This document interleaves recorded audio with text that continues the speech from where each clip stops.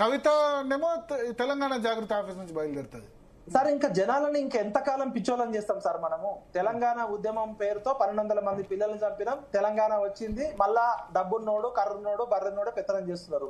తెలంగాణ వచ్చినాక తెలంగాణ నిరుద్యోగులు ఆగమయ్యారు. ఇప్పుడు బీసీలలో ఇప్పుడు మాట్లాడుతున్న మా బీసీ సంఘం నాయకులు కావచ్చు, నాతో సహా ఈ కులగణన సర్వే బయట పెట్టమని ఎందుకు అడగలేదు? కులగణన సర్వే రేవంత్ రెడ్డి సీటు కింద పెట్టుకున్నాడా, లేకపోతే బట్టి విక్రమార్క ఇంట్లో దాచి పెట్టుకున్నాడా, లేకపోతే ఏఐసిసి రాహుల్ గాంధీ కోసం చేసి ఇన్ని 100 కోట్లు ఖర్చు పెట్టి గతంలో ఉన్న కేసీఆర్ గారు సమగ్ర కుటుంబ సర్వే చేసి ఆయన దాచి పెట్టుకున్నాం. మరి ఈ డేటా బయట పెట్టాలి కదా. ఇలా artificial intelligence, machine learning, data science అని చెప్తున్న 79 సంవత్సరాల తర్వాత బీసీలలో 52% ఉన్న కులాల లిస్టు ఆర్థికంగా, సామాజికంగా, రాజకీయంగా, సాంస్కృతిక పరంగా ఎంతమంది వెనుకబడ్డారు వాళ్ళ లిస్టు ఏబిసిడి. ఇప్పుడు ఎస్సీలలో వర్గీకరణ కోసము 0.5% కోసం కూడా మందకృష్ణ మాదిగ గారు ఎంత గట్టిగా ఉద్యమం చేసిరో మనందరికీ తెలుసు. ఇవాళ 56% ఉన్న బీసీలకి 42% ఎందుకు ఇవ్వాలి?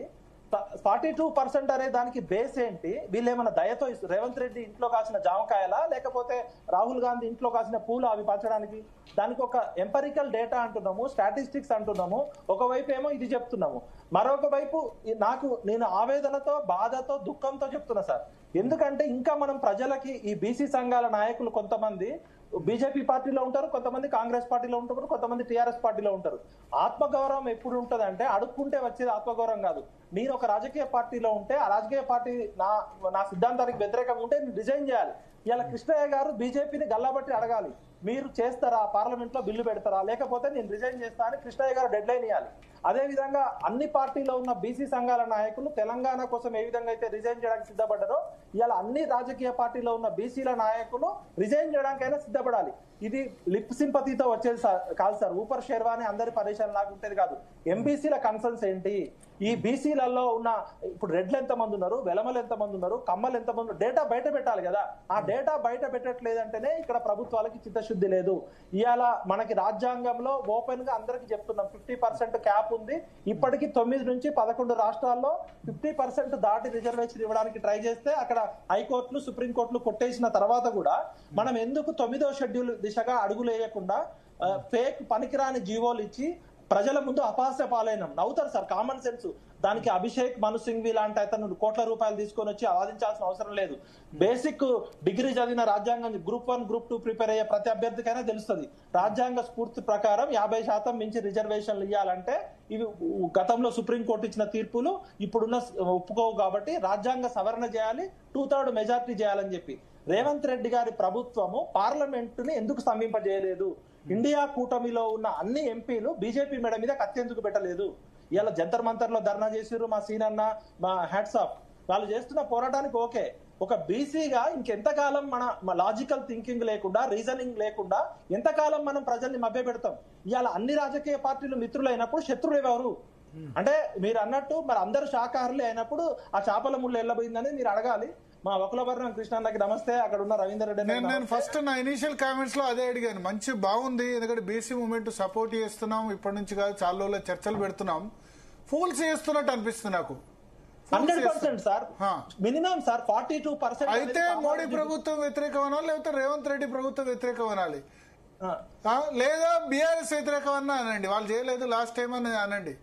ఏ పార్టీ కాకుండా అన్ని పార్టీలు హీరో అయితే విలన్ ఎవడు? మరి అదే ఇక పార్టీల వాళ్ళు ఎంత డ్రామాలు చేస్తున్నారంటే, రాజకీయ పార్టీలు చూస్తే ఎంత డ్రామాలు అంటే, ఒకళ్ళేమో గాంధీ భవన్ నుంచి స్టార్ట్ చేయాలి, మొత్తం మంది పాల్గొనాలని ఒకళ్ళు అంటారు, జాగృతి కార్యాలయం నుంచి బయలుదేరాలని ఇంకోళ్ళు అంటారు, బీజేపీ ఆఫీస్ నుంచి బయలుదేరాలని ఇంకోళ్ళు, తెలంగాణ భవన్ నుంచి టీఆర్ఎస్ వాళ్ళు బయలుదేరతారట. వీళ్ళ డ్రామాలు చూస్తుంటే నాకు నిజంగా చెప్తున్నా, బీసీని పిచ్చోళ్ళు చేస్తున్నారు, చేస్తున్నారు వీళ్ళందరూ. ఈ పార్టీలందరూ మాధవరెడ్డి వెనుక లేకుంటే, నేను ఇంతకుముందు క్వశ్చన్ చేశాను, గోపాల సుబ్రహ్మణ్యంకు ఆయన సొలిసిటర్ జనరల్, ఈ అభిషేక్ మను సింగ్ ఎట్లా ఆయన కూడా అట్లా గోపాల సుబ్రహ్మణ్యం ఆర్గ్యూ చేసే డబ్బులు బుట్టెంగారు మాధవరెడ్డి నా పక్కకు వచ్చాడు ఇంటర్వ్యూ, చాలా సామాన్య వ్యక్తి, ఆయనకు గోపాల సుబ్రహ్మణ్యం ఎంగేజ్ చేసేంత డబ్బులు ఎక్కడి నుంచి వచ్చాయి? సో ఇది ఎవరో వేయిస్తున్నారు కదా కేసులు. భరత్ గారు మీరు చాలా ఇంపార్టెంట్ విషయం చెప్పారు.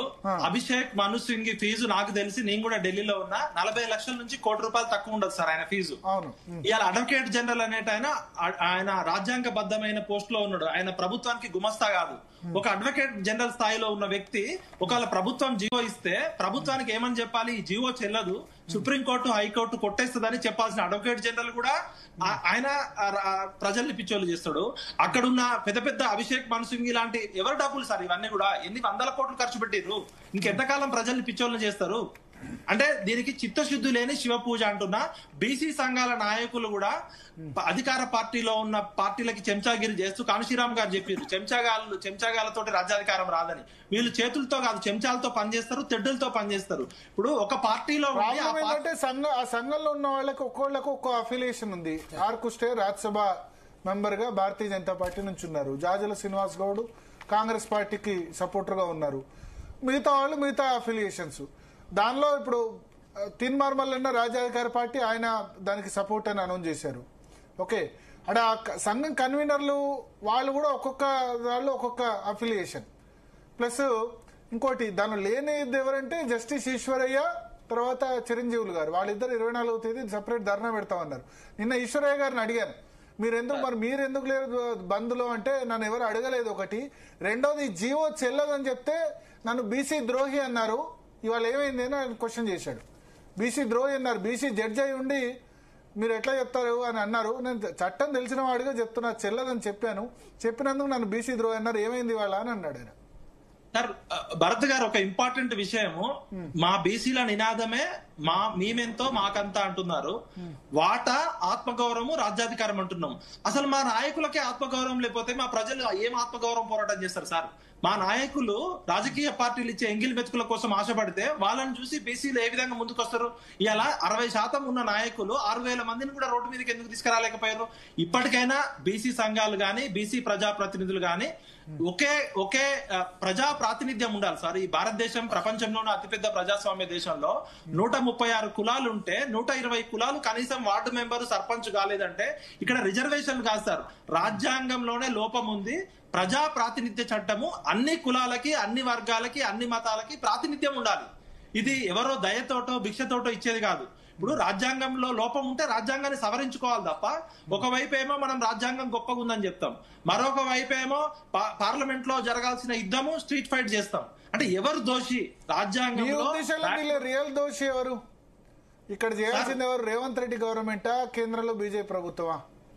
సార్ ఇప్పుడు రేవంత్ రెడ్డి గారు 42% ఇవ్వడము, కులగణన చేయడం వల్ల ఈ ఇష్యూ హైలైట్ అయింది. ఇప్పుడు మనం చర్చిస్తున్నాము. దానికి రేవంత్ రెడ్డి ప్రభుత్వానికి హ్యాట్స్ ఆఫ్ చెప్తూ, ఈ ప్రాసెస్ మనకు ఆల్రెడీ బీహార్ లో ఫెయిల్ అయింది, మహారాష్ట్రలో ఫెయిల్ అయింది, రాజస్థాన్ లో ఫెయిల్ అయినప్పుడు మనం నిజంగా చిత్తశుద్ధి ఉంటే ఇండియా కూటమిలో ఉన్న 250 మంది ఎంపీలు పార్లమెంట్ ని స్తంభింపజేసి బీజేపీ నరేంద్ర మోడీని ఒప్పించి, లేకపోతే మెడ మీద కత్తి పెట్టి 9వ షెడ్యూల్ ఎందుకు పెట్టుకోలే? జయలలిత గారు చేసిన ప్రాసెస్ మాత్రమే తమిళనాడులో నిలబడింది. 9వ షెడ్యూల్లో చేర్చడం తప్ప ఏది కూడా కాదు అని నేను అంటున్నా. ఇంకెవరైనా ఎక్స్పర్ట్స్ ఉంటే దీనిలో దోషి మోడీ ప్రభుత్వం చేయాలి. ఇప్పుడు అంతే, రేవంత్ రెడ్డి చేయాల్సిందే లేదంటారు. అంటే రాజ్యాంగ సవరణ చేయాలి సార్. రాజ్యాంగం అది చిన్న పిల్లోడికైనా తెలుస్తుంది సార్. మనకి ఇంటర్మీడియట్ డిగ్రీ చదువుకున్న, రాజ్యాంగం బుక్ చదువుకున్న ఎవరికైనా తెలుస్తుంది.